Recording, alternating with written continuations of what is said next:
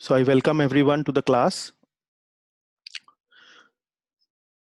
We are doing chapter 9, overview of Gita, and today is our 36th class. This chapter 9 is titled as Most Confidential Knowledge. We already have 2 classes done on this uh, chapter. So this will be the final class on this chapter where we will conclude the class on chapter 9. Before I start discussing the class, let us invoke some auspiciousness by chanting these Mangalacharan prayers. Om Ajnanatimirandhasya Jnananjana Chakshurunmilitam Yena Tasmai Shri Gurave Namaha Shri Chaitanya Manobhishtam Sthapitam Yena Bhutale Swayamarupa Kadamayam Dadati Swapadantikam Vandeham Shri Guru Shri Yuta Padakamalam Shri Guruna Vaishnavamscha Shri Rupam Sagrajatam Sahagana Raghunathanvitam Tam Sajivam Sadvaitam Savadhutam Parijana Sahitam Krishna Chaitanya Devam Shri Radha Krishna Padan Sahagana Lalita Shri Vishakhanvitamscha हे कृष्ण करुणा सिंधो दीनबंधो जगत्पते गोपेश गोपिका कांत राधा कांत नमोस्तुते तप्त कांचन गौरांगी श्री राधे वृंदावनेश्वरी वृषभानुसुते देवी प्रणमामि हरिप्रिये वाञ्छाकल्पतरुभ्यश्च कृपा सिन्धुभ्य एव च पतितानां पावनेभ्यो वैष्णवेभ्यो नमो नमः। जय श्री कृष्ण चैतन्य प्रभु नित्यानंद श्री अद्वैत गदाधर श्रीवासादि गौर भक्त वृंद हरे Krishna Krishna Krishna Hare Hare Hare Ram Ram Ram Hare Hare. So we will start with a small recap of chapter 9. What you see at the moment on your screen is the overview chart. We have discussed this overview chart in our previous classes, so I will not once again repeat that. But I would like to emphasize that last time we discussed the third section, which is verse 11 to verse 25, where we discussed about different type of worshippers of Lord Krishna. And today we will complete that particular portion because there are 4 or 5 verses which are remaining there. And then in the final part, we will today try to conclude the glories of Krishna's pure devotional service. This is the sutra word for chapter 9. We discussed this in the previous class also. I hope you have started memorizing it, which is King, K-I-N-G. K stands for King of Knowledge, where in the beginning, Lord Krishna tells that this is Raj Vidya Raj Guhyam. It's a royal knowledge. Then I stands for inconceivable energies. After that, we understood how Lord Krishna has multiple inconceivable energies. And then third section is non-worshippers, which we were discussing in the previous class. And I will recap that in a little while, where we discussed about various type of worshippers of Lord Krishna. And G is for glories of pure bhakti. So this is the full section which we will try to cover today. So if you remember this sutra word, you will know the flow of the chapter and you will know individual subjects in each of these subcategorization that we make for the chapter. We will directly do the recap for section 3, different type of worshippers of Lord Krishna. And the very first type of worshippers of Lord Krishna we discussed in the previous class was the impersonalists. And I tried to explain through this picture, first of all, what do we mean by this word called absolute truth? You might be hearing this word absolute truth and must be sounding quite high fashioned. What is this absolute truth? But absolute truth means from where everything comes. Sarva Karan Karanam, the source of everything. Now, there are two schools of thought, people who study Vedanta, people who study Vedas. There are two schools of thought regarding regarding the absolute truth. What is the absolute truth? The personalists say that the absolute truth is Lord Krishna himself in his spiritual form, and the impersonalists say that it is a bright light, and from that bright light, it takes some form. In a human form it comes because it is difficult to meditate upon a bright light.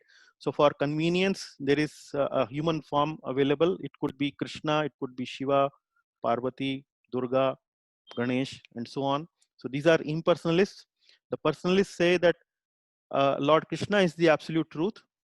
The bright effulgence light actually is the light emanating from his body, and then all other personalities like Goddess Durga, Lord Ganesh, Lord Shiva, all these personalities are actually uh, different agents who are working on behalf of the Lord to run the affairs of this universe.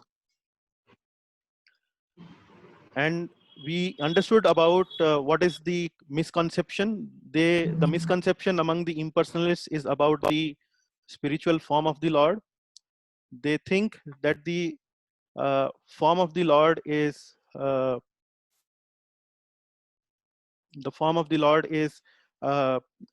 in the form of a human. It's a material form, but it is not the case. And uh, as the personalists understand that the form of the Lord is actually none other than Lord Krishna himself. Give me a minute. Yeah. So now the screen that you see now is actually what the personalist conception of God is. Here we see in the picture that Lord Krishna is in the center, and there's a lot of light emanating from Lord Krishna's body, which is Brahma Jyoti. So this is the personalist conception of the Lord. And the personalists say that the form of the Lord is not material like ours, like human beings. It is pure spirit. So that pure spirit takes the form of a human. And from that human form, the bright light emerges, which is called Brahman, Brahma Jyoti. So that is the understanding of the personalist. And in order to support the argument, I kind of derived 5 references from Upanishads, Vedas, and other places, where if you see the first 2 items, where I have tried to explain or try to establish this point that Lord's form is, Lord is not an impersonal light, it is a form. So Ishvara Parama Krishna Satchidananda Vigraha. So the word Vigraha means form. Similarly, the second one, it says Satchidanand Rupaya Krishnaya. So in the Gopal Tapani Upanishad, it is mentioned that it is a Rupa, it is a form. Again, in the third one, I have tried to establish that the form is human. It is mentioned in Vishnu Puran. Yatravatirnam Krishna Akhyam Param Brahma Narakriti. So Param Brahma means it is the supreme Brahman. But that supreme Brahman is Narakriti. It's a form of a human. In the fourth one, I have tried to establish that this form is eternal. It is not that it is impersonal in the beginning, then it takes a form of a human like the impersonalist think. So the word here is Shat, Sat, Sat Pundarika Nayanam, Meghabham, Vedutta Ambaram, Dvibhujam Mauna, Mudradhyam, Vanamalinam Ishwaram. So in Gopal Tapani Upanishad, this is mentioned, it is Sat. Sat means eternal. And then in the fifth one, in the Bhagavad Gita itself, Lord Krishna elsewhere mentions in 14th chapter, Brahmano hi pratisthaham.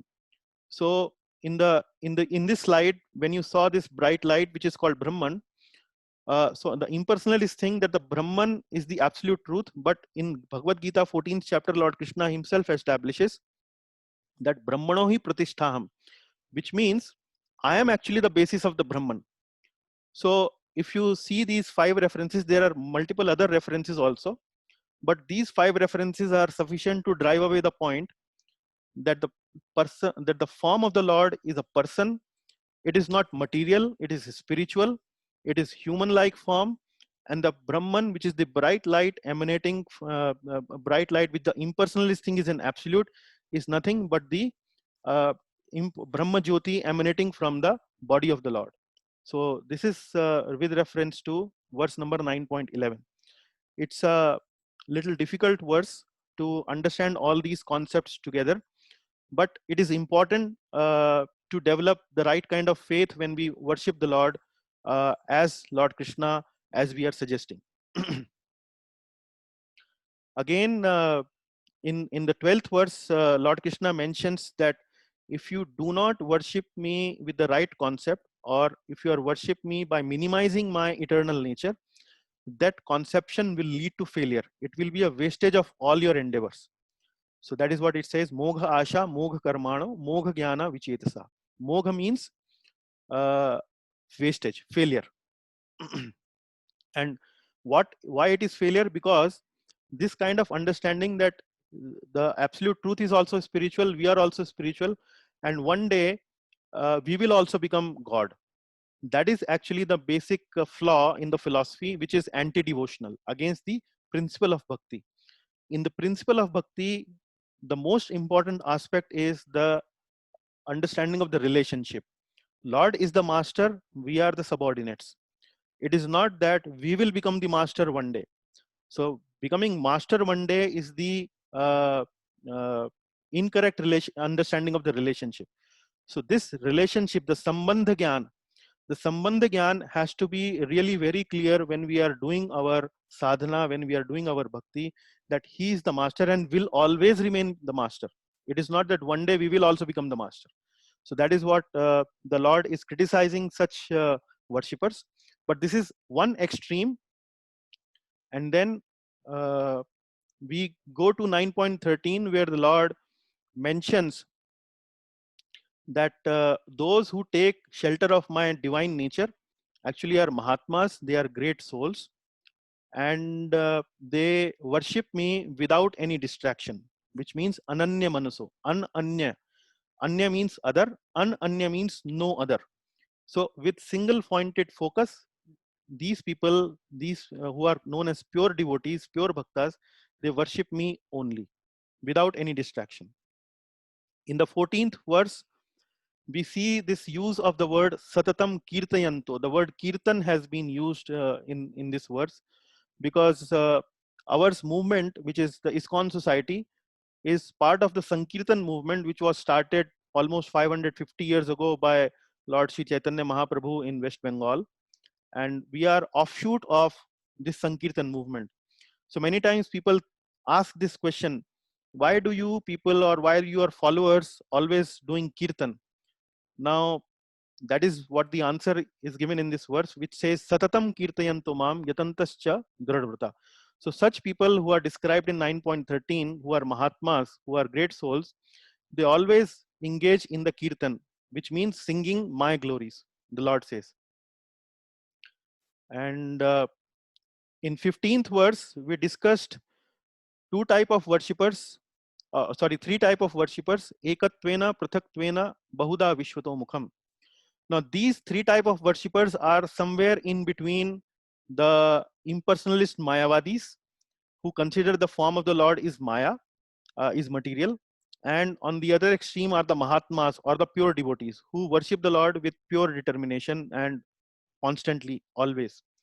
So in between these two extremes, there are three categories. One is Ekatvena, Prathakwena, Bahudha, Vishwato Mukham. So I discussed this last time, and then earlier also in the class, I was discussing with my colleague Manish.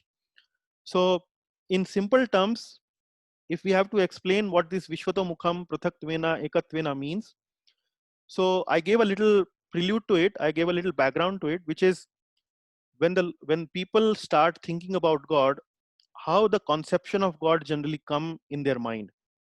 It is not that one fine day they will they will get some idea that, oh, Lord Krishna is the absolute truth, with personal form, with the spiritual form, which is like a human, and from where the Brahma Jyoti is emanating.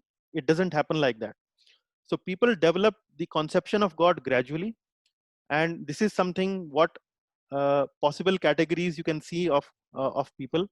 So one is pantheism. Pantheism, pan means everywhere. So these kind of people, when they see material nature, they see sun, they see moon, and they see material nature, they get a little bit odd. They get a little bit uh, kind of a very reverential mood when they see the greatness of the material nature. And when they see the greatness of material nature, they start relating that, oh, this is something like God, which would be very great. So this is something when they say that everything is God. The vastness and pervasiveness of universe, they relate to greatness of God. In the second category are polytheists. Polytheists means there are many gods. So when this idea of everywhere is God graduates a little bit further, these people starts to correlate that every of these items like sun, the moon, they might be having some controller. They might be having some independent controller. So there might be sun god, there might be moon god, and so on. And they start to relate it to that there are many gods.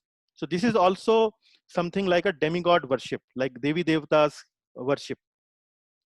Then the third category is monists. Monists means ekatvena. So these ekatvena people graduate further from the polytheists. They start now thinking that I am a spiritual being. I am conscious being. This I am not this body.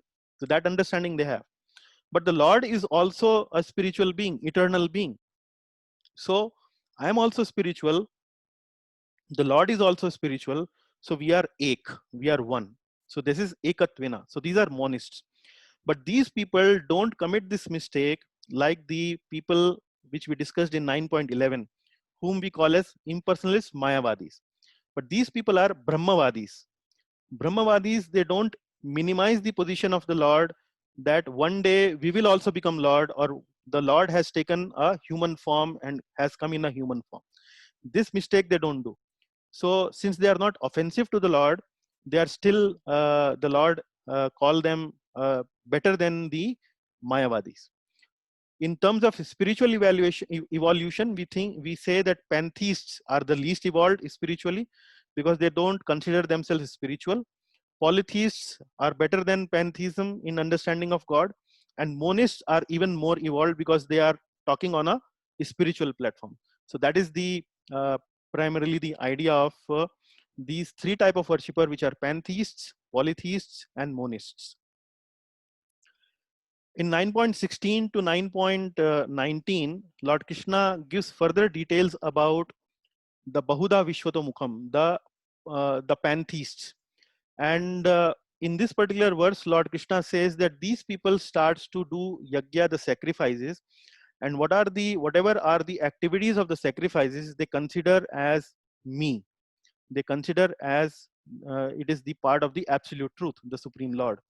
They may not know it that it is Krishna, but they think that this is something related to God. And then in that consciousness, they do all these rituals, and where Lord Krishna is mentioning here, aham kratur, aham yajna, swadham, aham aushadham, etc., etc., like that. And in 9.17 to 19, this concept is further developed, where these Bahuda Vishwato Mukham or Vishwarup Upasak, they see everything as the mercy of the Lord. For example, they see Lord as the father, they see Lord as the mother, maintainer, grandsire, and like object of knowledge. He's the purifier, he's the syllable Om. So their understanding of God is kind of dispersed, but they start to see that whatever nice thing we are receiving in this world, for example, care we are receiving through our parents, love we are receiving through our parents, shelter we are receiving through our parents, actually that is the mercy of the Lord. Then the object of knowledge. So whatever knowledge we receive in this world, that knowledge we use for our maintenance, for our development, for our earning, for going for a job and so on, for our protection. So whatever these benefits are coming to us in our life actually is the mercy of the Lord. That's how these Vishwarup Upasaks, they see the God.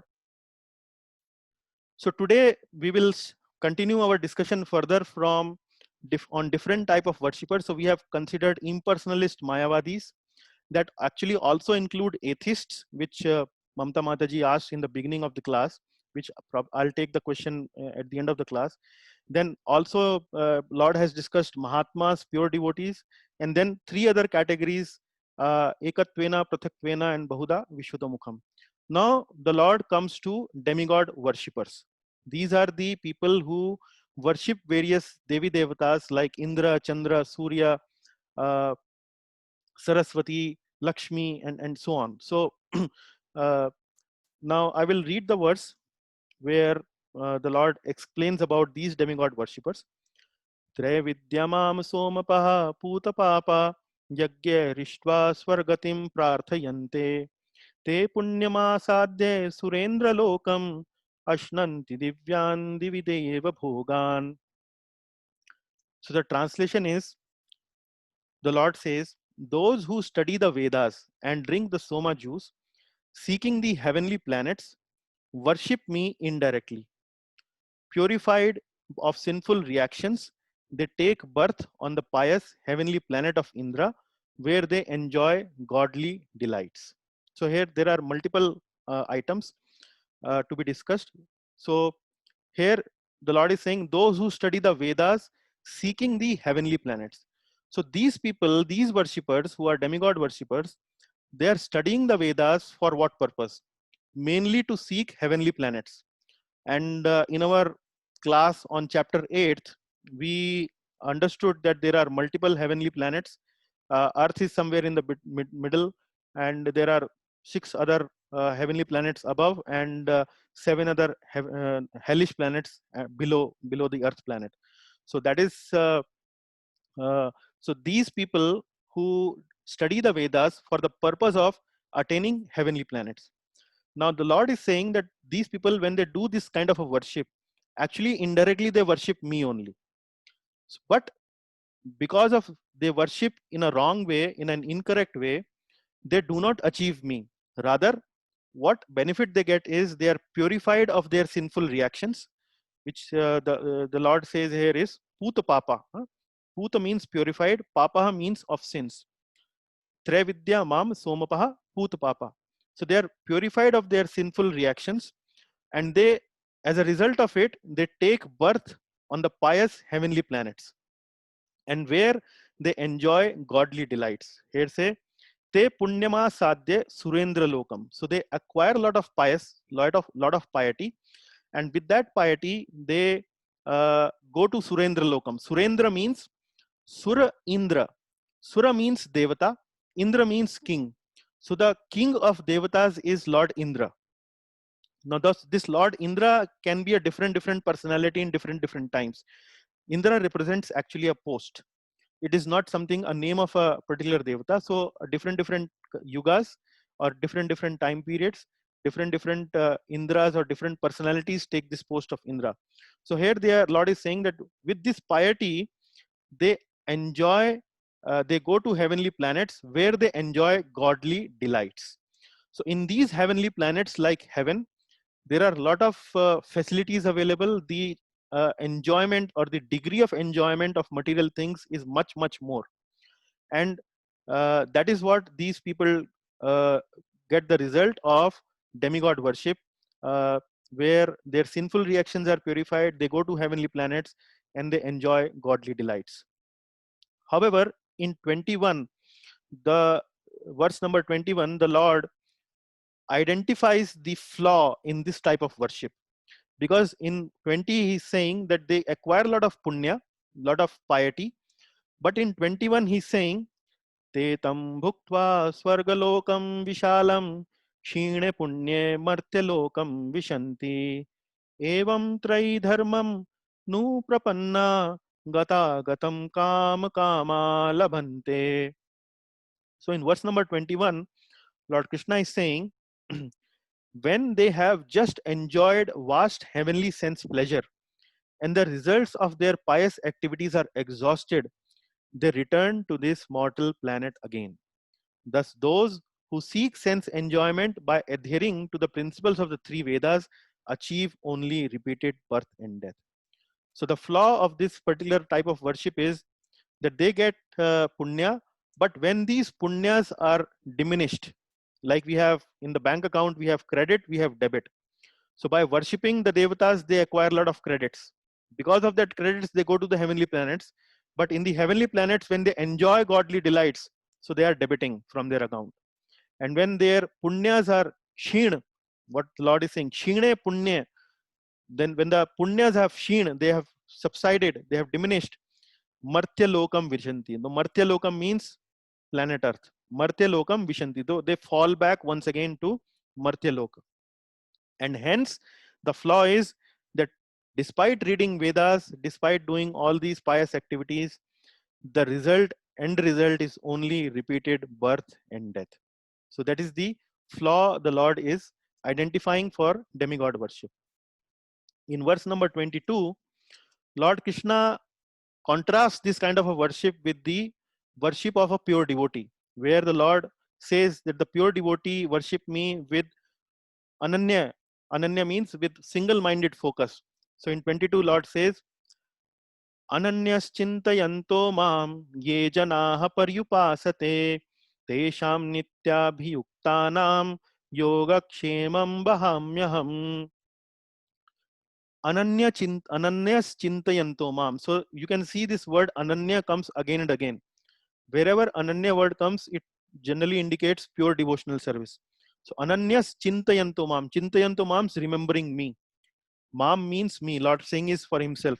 Ye jana paryupasate. Ye jana means these people who worship me properly. Paryupasate. Ananyas chintayanto mam ye jana paryupasate. Tesham nityabhyuktanam yogakshemam vahamyaham. So the result of demigod worship is repeated birth and death at the end of the day. But for 9.22, for pure devotees, Lord saying is yogakshemam vahamyaham. I carry what they lack and I preserve what they have. So this is something you can say a result or the benefit of pure devotional service. The Lord personally starts to take interest in the life of a pure devotee. So the word is, I carry what they lack and I preserve what they have. I carry means vahamyaham. Vahamyaham means I personally carry. So I don't know whether you have noticed this, but this phrase yoga kshemam vahamyaham is a logo of LIC, Life Insurance of India company, that is LIC company that we have in India who does insurance. If you see the logo of LIC, this word yoga kshemam vahamyaham actually is written there. Actually, the real yoga kshemam vahamyaham is by the Lord himself. And for the devotees who are working or who are worshipping the Lord in all purity, ananyas chintayanto mam. Now, with this word vahamyaham, there is a small story attached to it. It's a very interesting story, very sweet story. And this story is of a Brahmana, Arjunacharya. He was a Vaishnava, he was a great devotee of the Lord. And one fine day, he was writing a commentary on this verse, Yoga Kshemam Bahamyam 9.22. And while writing a commentary on this verse, when he came to this word Vahami, Vahami means carry. So he got a little bewildered. He thought that maybe the Lord has made a mistake here. It should not be Vahami, it should be Karomi. Vahami means I personally carry the items that my devotee needs. Karomi means I actually make it arranged by somebody. That is what I do it. So that is Karomi means. Now, thinking that the Arjunacharya, what he did was he struck the word Vahami and on the side he wrote Karomi. And after doing some more work, he went to the market for getting his donations because he was a very poor man. He went to the outside of his house for collecting some donations. Now, while he was out, two boys came to his house, knocked the door. His wife opened the door, and these boys were very fearful, and they had some food stuff with them. And they said to the lady who was the wife of Arjunacharya that, see, we have brought these food stuff. Your husband have actually asked us to bring these food stuff. If we don't deliver it to you and you don't cook the food just right now, he will be very angry with us. So his Arjunacharya's wife could not believe how my saintly devotee-like person, a devotee-like husband can get angry to such two beautiful boys. And she asked, I don't think my husband can get angry to you. Then one of the boys who was dark bluish complexion, he showed his back, where there was some markings on his back, something like somebody has beaten this person, like that. There was a marking on the back. So these boys gave this foodstuff to the wife, and they went away. After some time, Arjunacharya came back, and he was very much surprised that his wife is cooking, and where this all food stuff came. Then the wife told the whole story. Actually, the food stuff came, and two very nice beautiful boys had come. One of them was a dark bluish complexioned one, and the other one was a bright complexioned one.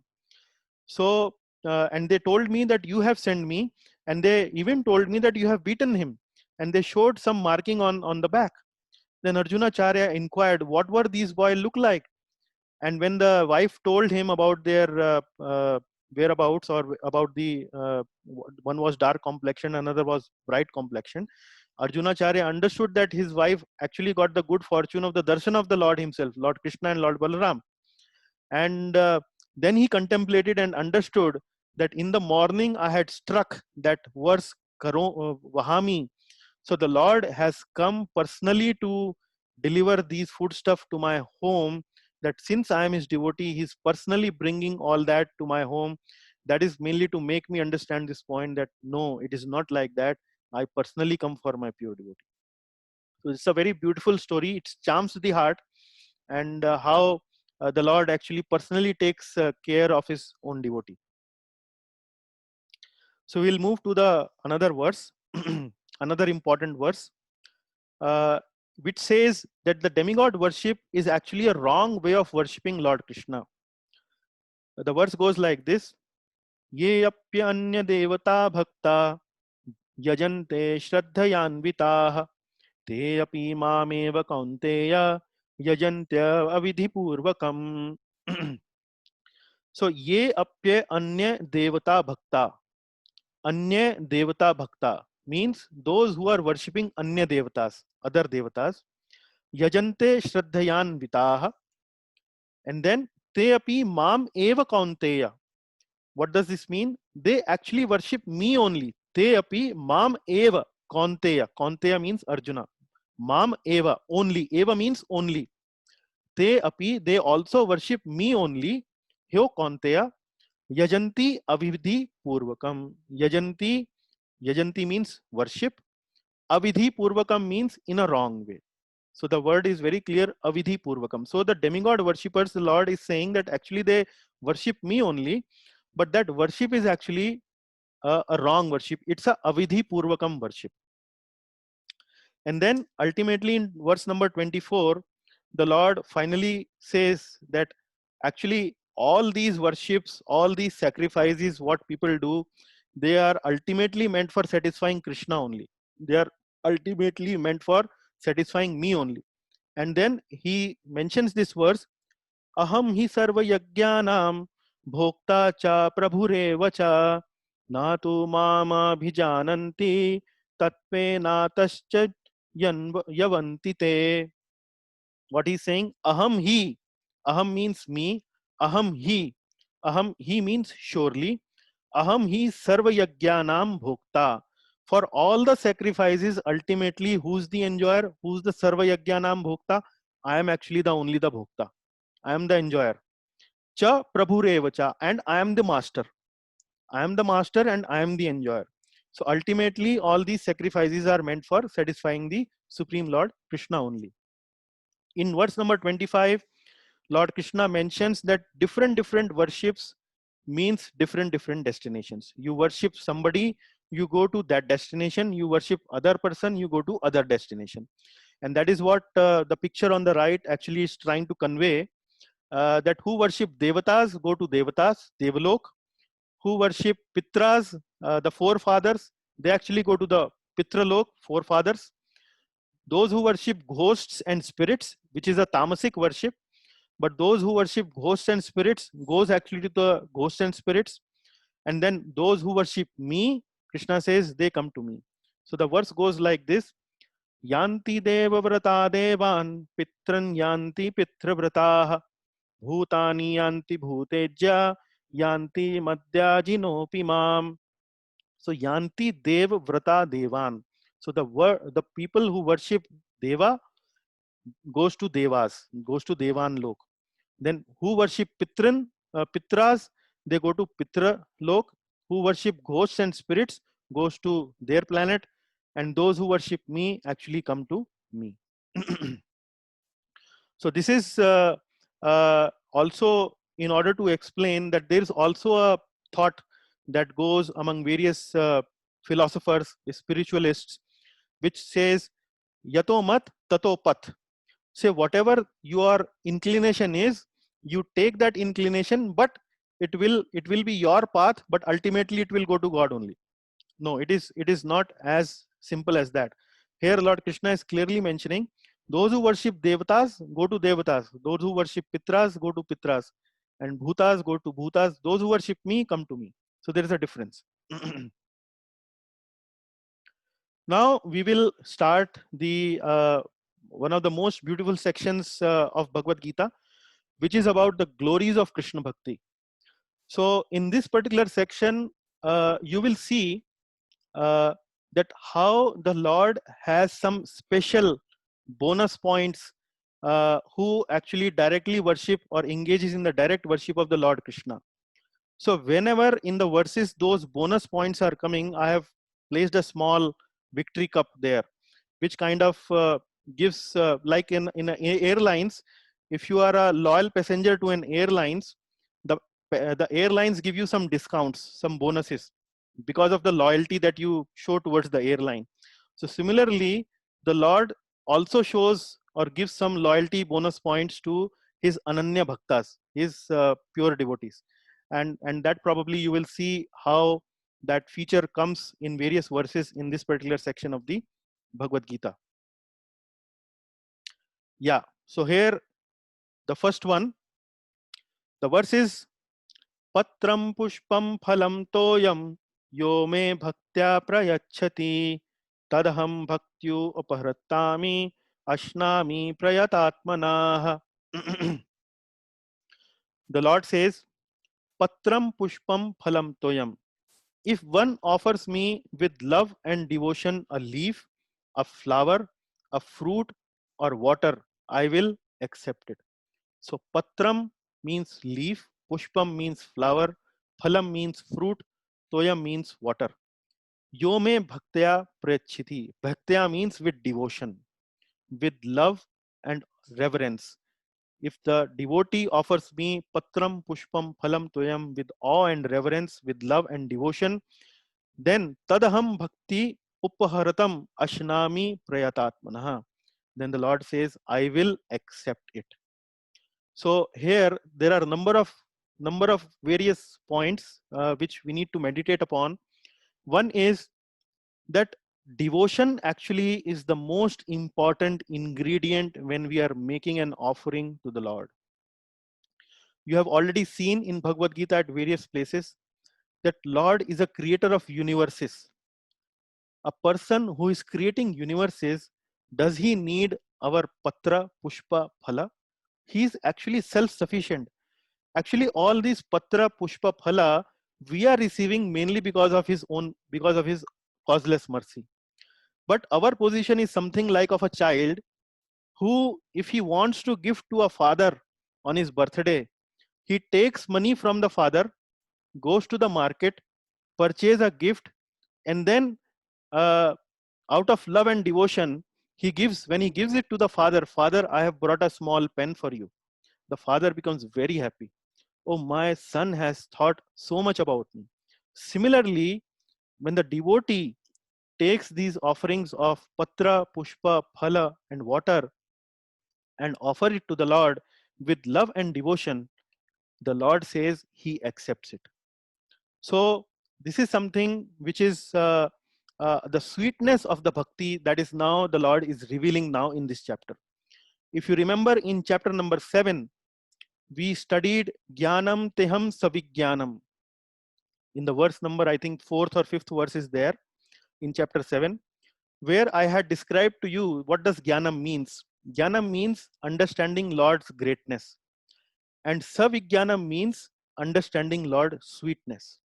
So in chapter number 7, there are many verses where Lord's greatness is described, where the Lord is saying, I am the maintainer, I am the creator, I am everything, I am the destroyer, and so on. He's saying that I am such a great personality. But in this particular verse, he is now revealing his heart. He's revealing what kind of a person he is. And he's saying that simply if you offer me patra, pushpa, phala, toya, I am accepting it. And but if you offer it with love and devotion, I will accept it. So the devotion is the most important ingredient. Also, another point that you can realize from this particular verse is that bhakti or devotional service is very easy and it is universal. Anyone can do it. And there's a verse later also in this particular section which mentions that point, that it is universal. But this is something which I would like to say, this is one of the bonus points the Lord says. If you contrast the bhakti yoga process with the process of Ashtanga yoga and Jnana yoga, you will notice that Ashtanga yoga and Jnana yoga, actually these processes require a lot of qualification. You have to be purified, you have to be getting rid of all those material desires. But that is not the case in Bhakti yoga. Bhakti yoga, you can start anywhere from wherever situation you are, whatever consciousness you are, and it is very easy. It is as easy as offering a simple leaf, flower, fruit, or water to the Lord. Then the fourth bullet I'm mentioning here is a lot of scholarship, a lot of wealth is not the criteria. But that doesn't mean that if a person who is a position of a scholarship or who is in a position of wealth should not offer that uh, talent of that person or that resource of that person in the service of the Lord. So it is not that a multi-billionaire is going and simply offering leave to the Lord, saying that, sir, you have mentioned in Gita, we simply offer leave with devotion, I will accept it. Certainly Lord will accept it. But from the our side, we need to make our best endeavor to please the Lord. So that is the fourth bullet. The fifth bullet is the Lord reciprocates with pure love, and that also kind of proves or indicates, evidence is there that he's a person. He's not something like a impersonal bright light, because he's reciprocating. You are doing something for the Lord says, I accept it, and I return that acceptance by my love to the devotee. So this is what the Lord is actually explaining in this verse. Srila Prabhupada in his purport also mentions another important point which I have not highlighted in this slide. The Srila Prabhupada says, just look at the kind of offerings that the Lord is asking us. He's asking patram pushpam phalam toyam. He's not asking for something like fish, eggs, or meat. That he's not asking. He's asking something like very vegetarian type of items like patram pushpam phalam toyam. So this is the shloka which we generally quote to the people when we want to inspire them that whatever you eat, uh, actually you should prepare anything and then actually first of all offer it to the Lord out of love and devotion. Say some prayers, ask the Lord to accept your offerings. After 10-15 minutes, when the Lord have finished accepting your offering, you should take it back, and then you should receive that offering as a mercy of the Lord. This is something which is coming, the thought and the philosophy of offering the prasad, that most of the people who are followers of or Hindu tradition or Vedic tradition, that is from where the concept actually is coming. So here the Lord is not saying offer me fish, meat, or egg. No, it is clear patram pushpam phalam toyam. So the bonus point here is that the bhakti is very easy and universal. So this is one bonus point. Then in verse number 27, Lord further explains. In the previous verse, the Lord is saying or talking about pure devotional service, where you are making a direct offering to the Lord. However, here the Lord is saying that people who are not in a situation to do direct pure devotional service, actually they can also worship me. How? That's what the Lord says here. Yat karoshi yadashnasi yajjuhoshi dadasi yat tapasyasi kaunteya tat kurushva madarpanam. Now there are several words which I have highlighted in color. Yat karoshi, karoshi means whatever you do. Yad ashnashi, ashnashi means whatever you eat. Yat juhoshi, juhoshi means whatever you offer in sacrifice. And yat tapasyasi, whatever austerities you perform. So whatever you do, please kindly do as an offering to Krishna, as an offering to the Lord. So sometimes we have seen, and you can see in the picture here, these people are eating here. So before eating, they will offer some prayer to the Lord. Oh Lord, kindly accept our offerings, and then they start eating. Here you see this person is actually doing some work, maybe uh, sweeping on the street. But while sweeping on the street, also he's thinking of the Lord. This person is washing the dishes in the kitchen, but washing the dishes also he's actually thinking of the Lord. This lady is cooking in the kitchen, but while cooking in the kitchen also she's thinking of the Lord. And like that, this is the meaning of the law, meaning of this verse, purport of this verse, that whatever you do, whatever you eat, do it in my consciousness. Keep my consciousness always with you. So if you do that, whatever work you will do actually will become an offering to me. And this is also the principle of Yukta Vairagya. So you might have heard about this concept, this word called Vairagya. Vairagya means renunciation. We leave things, we leave worldly things. However, the concept here, what Lord Krishna is advocating here is Yukta Vairagya. Yukta Vairagya means you don't directly leave the world, you still remain in your house, you still remain married, you still continue to do your job, whatever work you are doing, but whatever you are doing, if you are doing in my consciousness, that actually becomes an offering to me. So this is something what the Lord is now talking about, the principle of Yukta Vairagya. So you might be owner of a house, but in that house, if you organize a class of Bhagavad Gita where you are inviting people, you are serving people prasad, you are discussing topics about the Lord, you are discussing or creating an environment where you are inspiring people to accept Krishna Bhakti, you are bringing them close to their eternal Father, that is actually Yukta Vairagya. You are utilizing your house in the service of the Lord, because ultimately the house belongs to the Lord Himself. Once we are passed away, we are not no longer the proprietor of the house. So ultimate proprietor is whom? Ultimate proprietor is Krishna only. So whatever we have, if we are in a little bit way, we are offering it to the Lord, we are using it in the service of the Lord. That is actually the principle of Yukta Vairagya. That is what is being mentioned in verse number 27. So are there any cups here? No. Yeah. So in 28, we get that another bonus, where the Lord is saying that what is the result of offering everything to Krishna? What is the result of that kind of a attitude? Here Lord is saying, Shubha Shubha Phalairevam Moksha Se Karma Bandhanai Sannyasa Yoga Yuktatma Vimukto Mamupeshyasi. Here the Lord is saying, in this way you will be freed from bondage to work and its auspicious and inauspicious results. So the Lord is saying, if you do these activities, you will be free from any karma. Otherwise, whenever we do some good karma, we get a good karma, good reaction. We do a bad karma, we get a bad reaction. But for doing all these or enjoying or suffering from all these good reactions and bad reactions, we again have to take birth. So here the Lord is saying that if you lead your life like that, in this way, you will be freed from bondage to work and its auspicious and inauspicious results. So this is something which is the bonus in bhakti. So when you are doing things in the consciousness of the Lord, you don't get any good karma or any bad karma. That means moving towards freedom from cycle of birth and death. The concept of Yukta Vairagya we just now discussed, so I will not repeat it. But in verse number 29, Lord Krishna, this is actually a very beautiful verse. One of my favorite as well.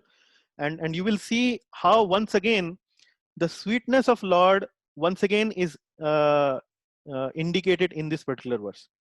So the Lord is saying here that I am equal to all, but especially inclined to the devotees. This is something which is the loyalty program I was talking about in the beginning of this section.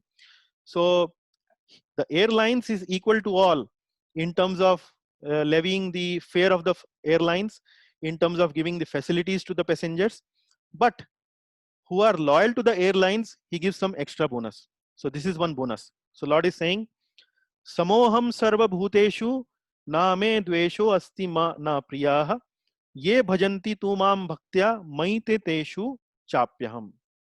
So here Lord is saying, I am samoham sarva bhuteshu. Sama means equal. Aham means me. I am equal to sarva bhuteshu. I am equal to all living entities. Na me dveshyo. I am not envious to anyone. I am not partial to anyone. Na me dveshyo asti na priyaha. Neither I am anybody is very well priya to me, or specifically inclined to me. No. Ye bhajanti tumam bhaktya maite teshu chapyam. But I give special attention to my devotees. So the translation is, I envy no one, nor I am partial to anyone. I am equal to all. But whoever renders service unto me in devotion is a friend, is in me, and I am also a friend to him. Maite teshu chapyam. So these are very intense words. So the Lord is saying, he is mine and I am his. That is what he's saying. Maite teshu, I am his, chapyaham, and he is mine. So he is something like he's expressing unlimited love for such person. Say a person who is specifically inclined to worship me, he's saying maite teshu chapyaham. Now there are a couple of analogies given to explain this verse. One analogy is given of a rain cloud, where the rain, when it falls from the skies, it falls everywhere equally. It doesn't take differentiation. It is a rock, it is a greenery, it is a river, it is a polluted nala. No, it doesn't take any consideration like that. So similarly, Lord's general mercy is available to everyone, even to atheists, people who deride the Lord, people who say that the Lord doesn't exist, or I don't believe in Lord. Even to them, the Lord general mercy is available all the time. However, for devotees, there is some special discount, there is some special attention. But is it something which is called partiality? No. So Lord Srila Prabhupada gives analogy in his purports. He's saying that a person can be equally charitable to all, but still he might have some special interest to his children. Like I give the analogy of the airlines, who is impartial to everyone, but ultimately for the loyal passengers he provides some kind of a discount to make them, or as a reciprocation for their loyalty. So this is another bonus point in bhakti, that once you start this devotional process, you get some special attention of the Lord. The Lord personally starts to take some interest in your lives. Okay, sorry, I will just explain you the picture on the right. This picture is actually from Srila Prahlad Leela, where his father Hiranyakashipu, who was very much envious of Lord Vishnu, he asks his soldiers to take Prahlad and drop him from a high cliff. So that's what the Lord, Hiranyakashipu does to Prahlad. But Prahlad has been protected by the Lord himself, which is shown at the bottom. So the people or the soldiers, are the asuras, are throwing Prahlad, and the Lord is actually carrying him. So this is Yoga Kshemam Bahamyam, and you can say, I take special care for my devotees.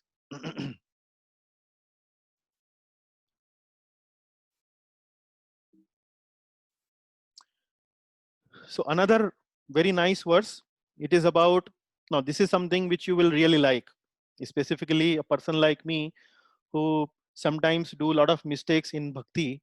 So you will really like this verse. This is ultimate discount, I would say. The Lord is saying, he excuses and purifies an imperfect devotee. So Lord is saying, Api chetasु duracharo bhajate mam ananya bhag sadhureva samantavyah samyak vyavasito hi saha. What does it mean? He's saying api chetasु duracharo. Suduracharo means durachari, means a fallen person. Even if one commits the most abominable action, but if he is engaged in devotional service, bhajate mam ananya bhak. Ananya, another, once again this word ananya has come. Bhajate mam ananya bhak. If he is engaged in devotional service, he is to be considered saintly. Sadhur eva samantavya. Consider such person saintly. Now, what more discount somebody will want? Even if you do abominable activities, the Lord is saying that, okay, he is doing abominable activities, but he is continuing with determination to worship me, trying to follow my instruction. Please consider such a person sadhur eva mantavya. Samyak vyavasito hi saha. Samyak means completely, because he is properly situated in his determination.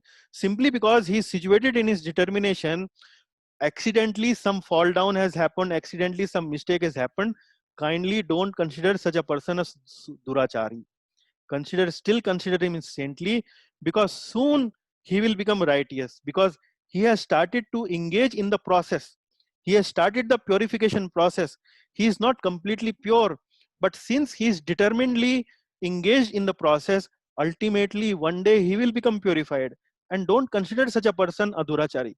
Still consider such a person a sadhu. So this is an ultimate discount, isn't it? I mean, you do maybe accidentally, if some fault has happened, the Lord ignores it. The Lord can ignore it. Now, what more kind-hearted Lord somebody may want? And you can see on the picture on the right, where Parikshit Maharaj, there is a story in Srimad Bhagavatam where King Parikshit, when he goes to this ashram of Shamik Rishi, and Shamik Rishi, because he was in a meditation, he was in a trance, he could not stand up, he could not offer respects to the king. The king got carried away with anger. He was very thirsty, he was very hungry at that time, and out of his anger, momentary loss of his senses, he carried away with this anger, and he, out of disrespect, put a dead snake which was lying nearby on the around the neck of Shamik Rishi. So, but later on he repented. Later on he begged forgiveness from the Lord, from the Rishi itself, and that is how the Lord actually gave him the ultimate benediction. He heard Srimad Bhagavatam for 7 days and got the ultimate goal of the life. He attained Lord Krishna at the end of his life. So this is something which the Lord gives a very exclusive discount here for the loyalty program. He says that consider such person sadhu, consider such person a devotee.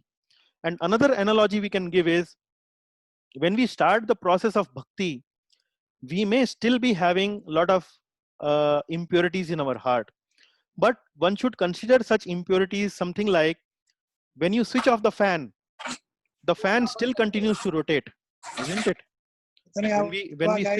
When we switch off the fan still continues to rotate. But that means sooner or later the fan will stop. Ultimately it will come to a stop. That does not mean that the fan has still continuing to run. So similarly, when a person starts to engage in pure devotional service, his sins, he has started and accepting a process of purification, the sins are slowly and gradually diminishing, and that's how the devotional process works. So don't consider such person an offender.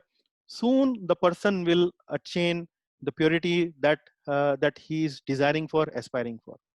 And that is what the Lord mentions in the next verse, where he's saying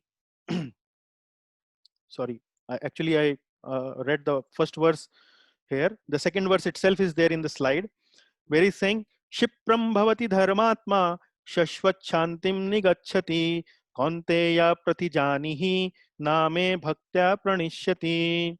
So this is the second verse, 31st verse, where the Lord is saying, Shipram bhavati dharmatma.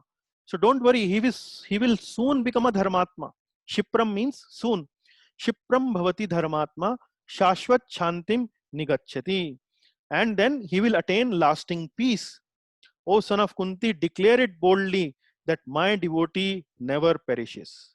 So he's saying to Arjuna, don't worry, Arjuna, you engage in my devotional service. Whatever I am asking you to fight this war, you kindly continue to engage in this war, because that act will be a devotional service to me. And don't worry, uh, just declare that boldly that my devotee never perishes. What the Lord is trying to say, one who has accepted the process of devotional service, actually that person never perishes. Sooner or later he will purify and he will achieve the lotus feet of the Lord. So this is another discount, another bonus. So a lot of bonuses you will see, and you can see the heart of the Lord is coming out. So far, the Lord has explained only his greatness. Here, he is revealing his sweetness.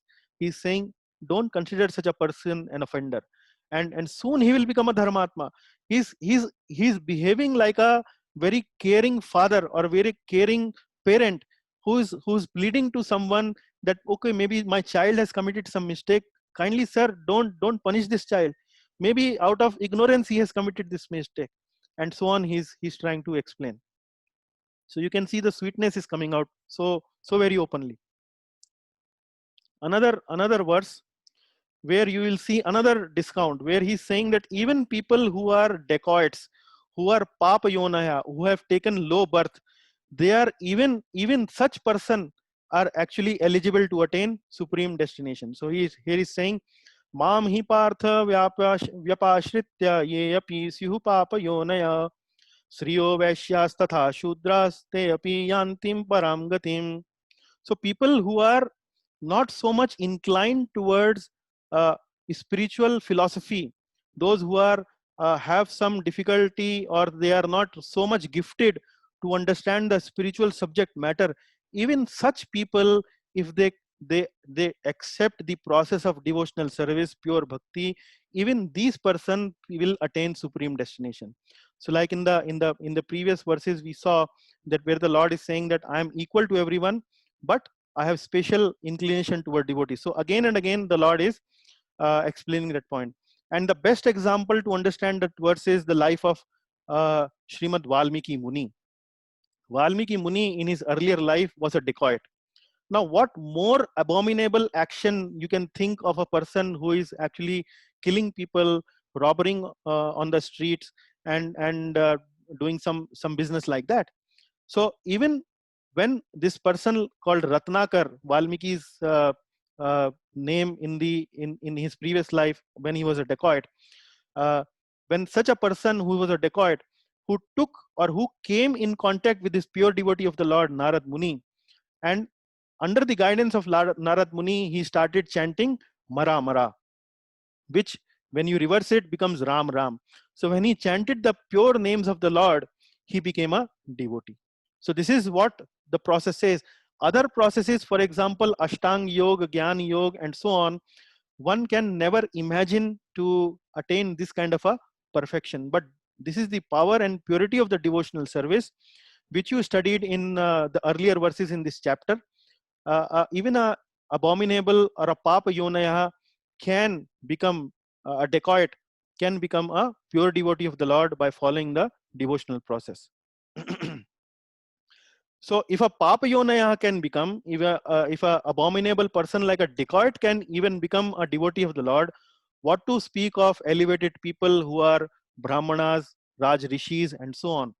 So here the Lord says, Kim punar brahmana punya bhakta rajarshayasthatha anityam masukham lokam imam prapya bhajasvamam. The Lord is saying, how much more this is so for the righteous brahmanas, the devotees, and the saintly kings. Therefore, having come to this temporary miserable world, engage in loving service to me. So the picture that you see on the right hand is actually the story depicting of Chatush Kumar. So these Chatush Kumar were the first sons of Lord Brahma. When Lord Brahma was creating this universe and he wanted to populate this universe with population, he first of all created or gave birth to these four Kumaras, and asked these four Kumaras to actually marry and generate and progeny.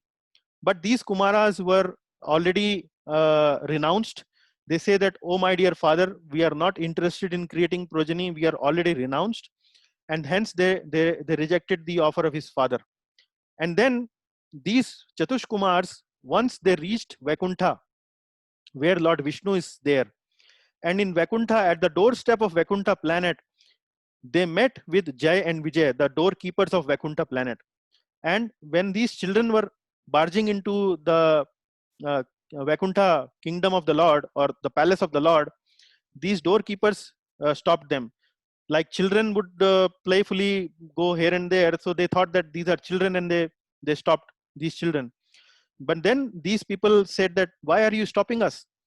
And in Vaikuntha there is no Kuntha, there is nothing wrong in Vaikuntha, so what are you checking here? We are simply going to have darshan of our Lord. And then they cursed Jai and Vijay, and because of that curse of Jai and Vijay, they become Hiranyaksh and Hiranyakashipu. They become Ravan and Kumbhakaran, and they become Shishupal and one other person. I think I'm forgetting the name. Dantavakra, Shishupal and Dantavakra, to fight with the Lord as a part of a curse. But when they are entering these Vaikuntha palace of the Lord, and when they get the darshan of the Lord, they become so attracted by the smell of tulasi leaf on the lotus feet of the Lord, as you can see here. So these people were Brahmavadis. We just now discussed Ekatvena. So Brahmavadis means these people had impersonal conception of the Lord, that the Lord is a supreme Brahman. They did not think that the Lord is a person. But when these people had darshan of the Lord, they become devotees of the Lord. With the smell of tulsi leaves, when it entered into their nostrils, they become devotee of the Lord. So like that, the Lord is saying, even Papa Yonaya, even the low, even the people like dacoits and such people can become devotees. Not, and if these people can devotees, what to speak of Brahmanas and Raj Rishis? They certainly are very qualified to become my devotees. And ultimately, the Lord concludes this particular chapter with a very, very important verse. And when I say very important verse, because this is the only verse which has been repeated twice in Bhagavad Gita. So the first line of this verse, there is another verse in chapter 18, the 65th verse, where the Lord repeats the same thing. Manmana bhava madbhakto madhyaji mam namaskuru mame veshyasi yuktva atmanam matparayana. So the Lord is saying here, as conclusion, that worship Krishna directly as part of pure bhakti. Here the Lord is saying, engage your mind always in thinking of me. Man mana bhava. Man mana means mind always in me. Mind means mana. Mad bhakto, bhava mad bhakto. Bhava mad bhakto means become my devotee. And then madhyaji. Madhyaji means worship. Worship me. Mam namaskuru. Offer obeisances to me. Because if you do it like this, being completely absorbed in me, surely you will come to me. Mam evashyasi yuktvaivam. That's what the Lord is saying. Surely you will come to me. So this is the power and potential of pure bhakti, where once you start to engage, the Lord personally starts to take interest in our lives of a pure devotee. And when the Lord takes interest in your life of a pure devotee, he gives lot of support, he gives lot of assurance that ultimately, when you have started the process, ultimately finally you will come to me. There is nothing to worry about. So the last bottom line I would like to conclude this section is, bhakti is like river Ganga, and when you enter into the water of river Ganga, the Ganga doesn't see who is entering into it. He purifies everyone, whether the person entering into Ganga is suitable or non-suitable. It purifies all. So bhakti is like pure Ganga water. So that is the part of my class today, and I think we have still some 10 minutes to discuss some questions, maybe more in case more questions are there. And I would like to end by glorifying Srimad Bhagavad Gita. All glories to Srimad Bhagavad Gita. all glories to our founder Acharya Srila Prabhupada, and my so much thanks to you for attending this program. Now, if you have any takeaways, discussions, and comments, we can discuss now. The class is open for discussion. Thank you very much. Hare Krishna Prabhu. Hare Krishna Mataji. I have a doubt, Prabhu. Yes, Mataji. You mentioned different lokas, and you Mhm. said that if we offer obeisances to Pitraloka, we go only to Pitraloka. But yearly once for our people who are departed from us, we pray to them yearly once. Is it wrong? No, that is not wrong. The idea is people who understand Pitras are the ultimate destination or the supreme destination. If they worship Pitraloka with that consciousness, then they go to Pitraloka. Now, as a pure devotee, you understand that your forefathers were also living entities who were devotees of the Lord, and out of respect, out of uh, attracting causeless mercy of the Lord for your forefathers, you are worshipping them, and that worship is okay. That worship is acceptable. Actually, that worship is recommended because you are worshipping to the Lord to take care of your forefathers. So the punya that you will acquire from that worship actually will be transferred to your forefathers. So in one sense, you are actually benefiting your forefathers through the agency of the Lord. So that is acceptable and bona fide. Thank you, Prabhu.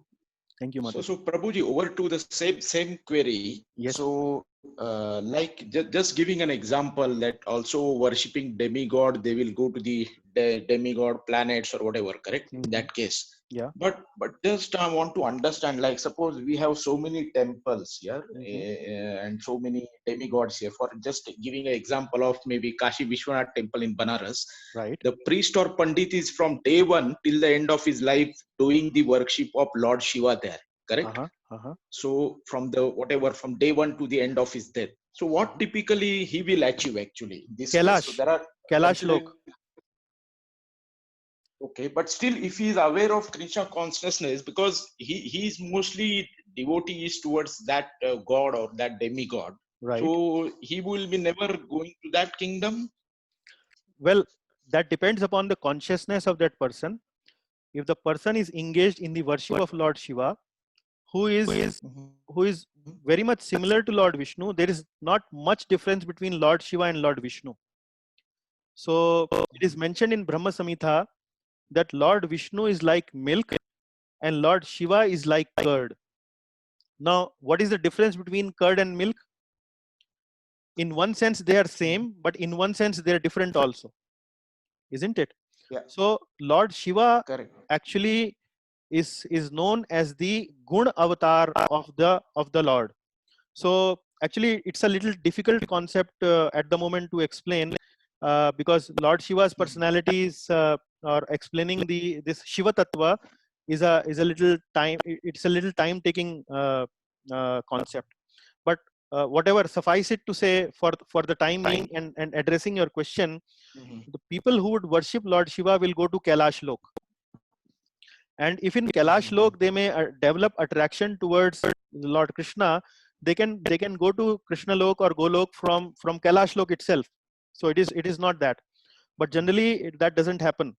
That people who are worshipping Lord Shiva, generally they worship mainly for some material benediction. For example, like Lord Shiva is mentioned as Ashutosh. He becomes he becomes pleased very easily and give benedictions. So generally people go to Lord Shiva mainly for material benedictions. Okay. But even there are lot many temples of goddesses or maybe other gods. I just gave example of Shiva.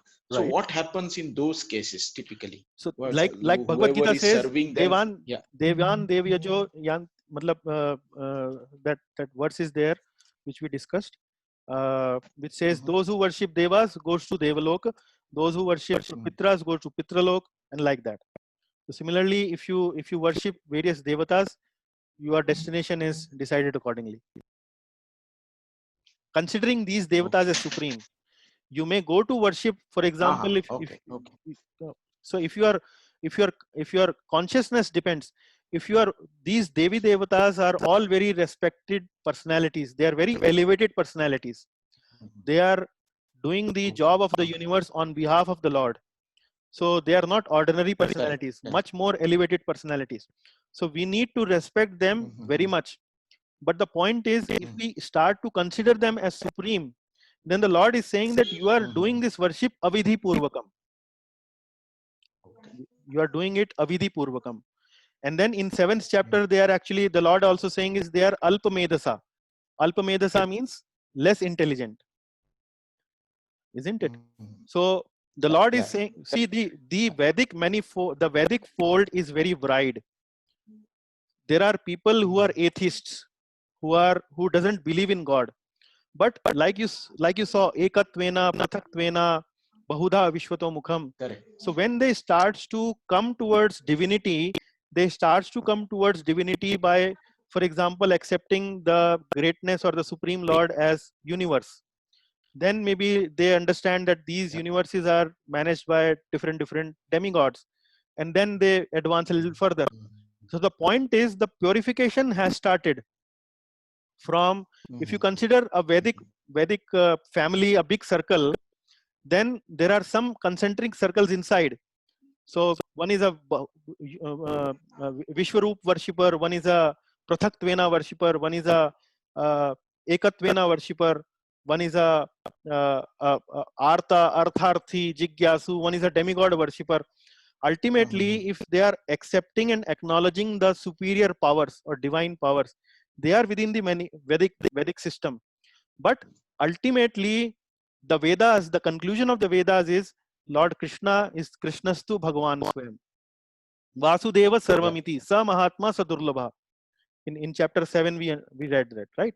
Vasudeva Sarvamiti, Sa Mahatma Sadurlabha. So Vasudeva is Sarvamiti. He is the only thing. So that understanding may take some lifetimes or multiple lifetimes, but ultimately the conclusion of the Vedas is the absolute truth is Lord Krishna. Wow. Yeah. So they are moving towards Lord Krishna. Yeah. Prabhuji, verse 28. So you mentioned we don't incur papa or punya when we are in Krishna consciousness. So what's the role of punya in attaining Krishna consciousness? Is it necessary, or these are independent? Punya gives us piety. Punya cleanses our heart. And when punya, for example, you give charity, you make a dharamshala, you make a pyau, you make a orphanage, you get punya. This is punya. This is good karma. And because of this good karma, you are going to get a good birth. But you will get a birth. You will get a material birth with a material body, either in this planet or maybe in the heavenly planet. So, but the point is, in these heavenly planets, the opportunity for enjoyment is too much.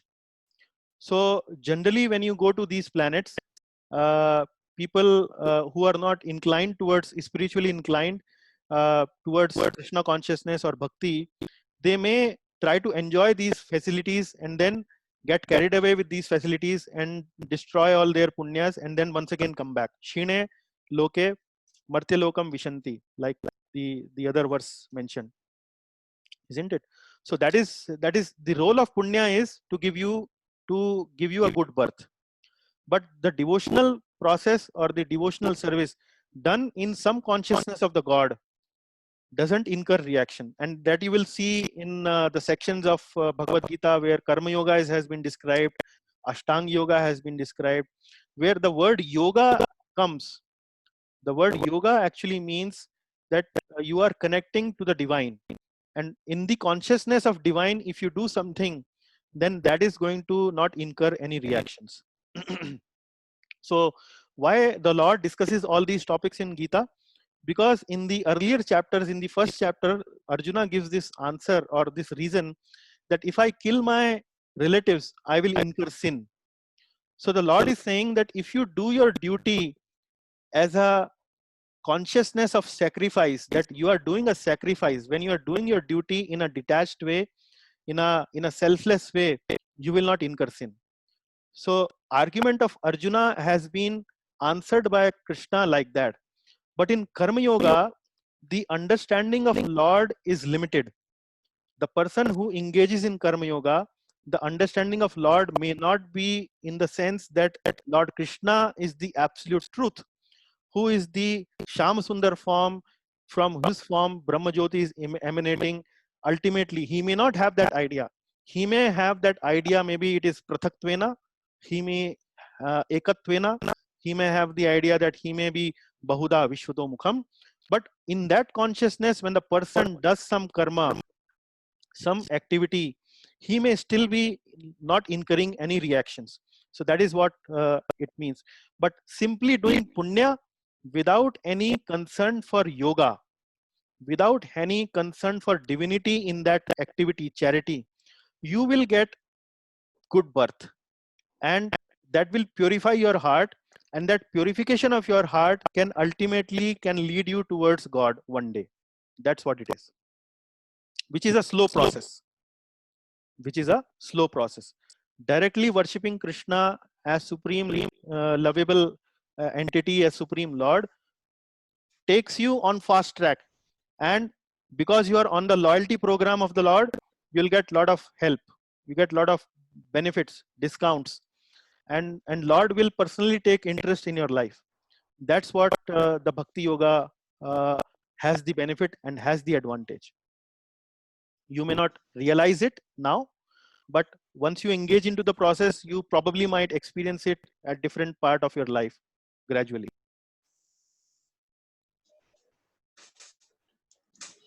Hope that answers. Yeah, thanks, Prabhuji. Yeah. So I also had this question from Mamta Mataji, who asked me in the beginning that verse number 9.11, is this also meant for atheists? So actually, there is a little difference between atheists and Mayavadis. What is the difference is, the Mayavadis say that the Lord does not have any form, and the atheists say that the Lord is dead. There is no Lord, there is no God. So Mayavadis actually indirectly are talking the language of atheists only. So Mayavad is like a covered atheism, where you are saying there is no form of the Lord, which is indirectly saying that there is no Lord. So that is how it has to be understood.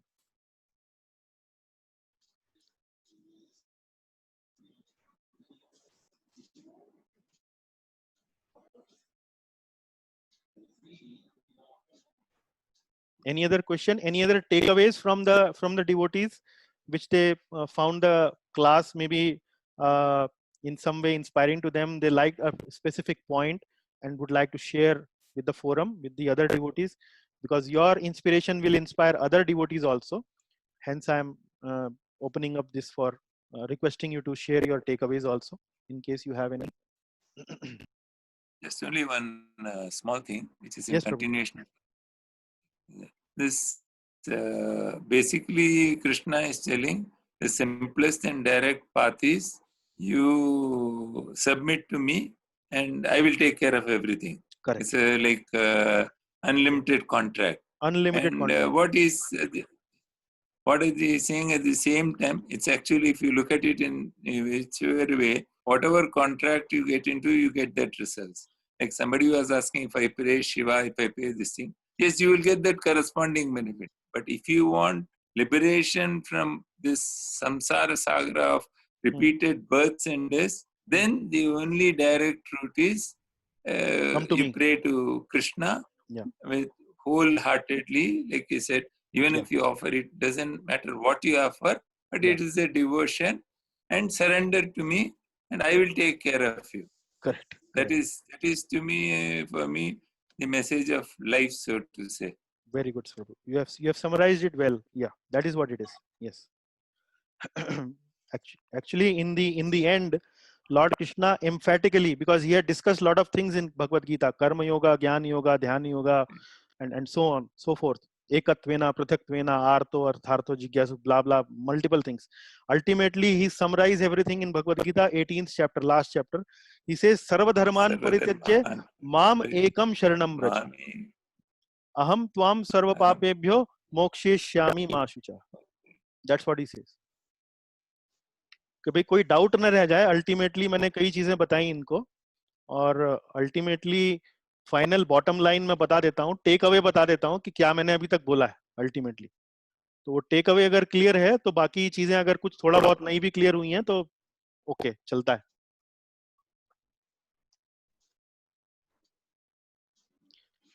Welcome Amit, welcome Shubhaji for the program. I also see Invent Rohtak's phone. I think this is our very dear Dr. Ishwarji, if I'm remembering it correctly. So sir, very welcome to you. Also, I see Nandakishore Prabhu. I think he has already asked a question, wonderful question. Welcome Prabhuji. And I see Venkoba Prabhu also. Prabhuji, welcome to you. And Win 10 is, in my humble opinion, is Shobha Mataji. Shobha Mataji, I think so. Yeah. So welcome everyone. Any other thoughts? Any other question? Prabhuji, I had asked you before also, how many lokas are there? 14 total, madam. Mataji, sorry. 14 lokas total. You are interested in any lokas? Other than the Earth Loka? Name them for me, Prabhuji, Well, please. name, they are nice rhyming names. I may not remember all of them. Satyaloka, Maharloka, Tapaloka, and then Janaloka, and then Atal, Vital, Talatal, Sutal, Patal. These are the lower ones. The top ones I named for you, few of them. But if you simply ask Shri Google Ji Maharaj, he can tell you exact spellings and the names. I may not be remembering right now.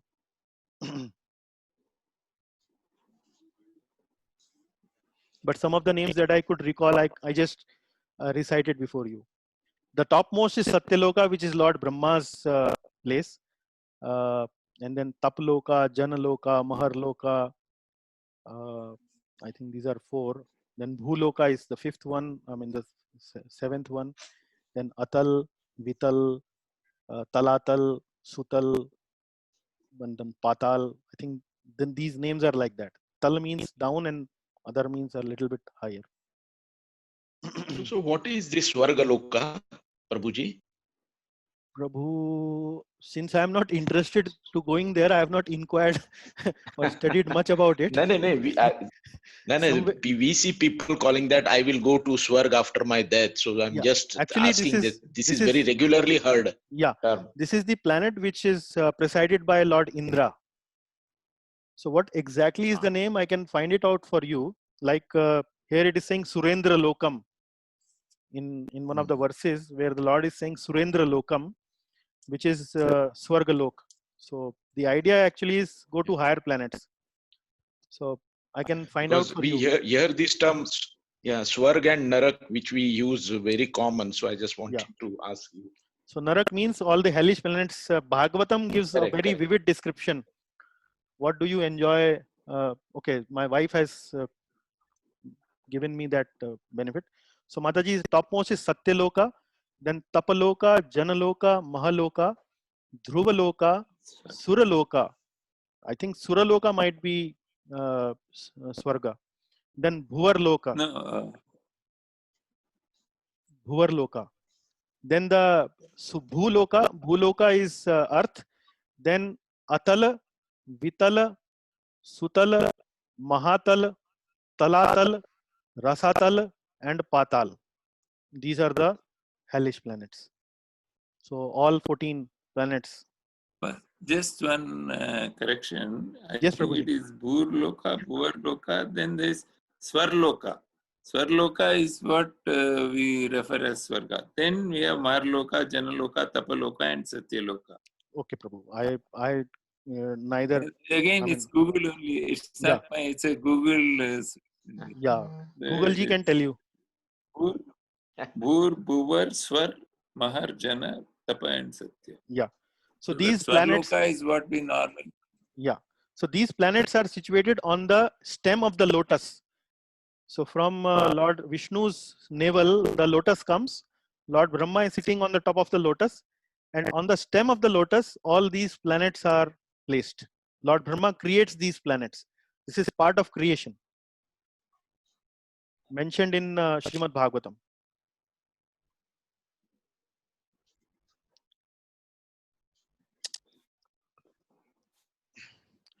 Okay, I think that is all.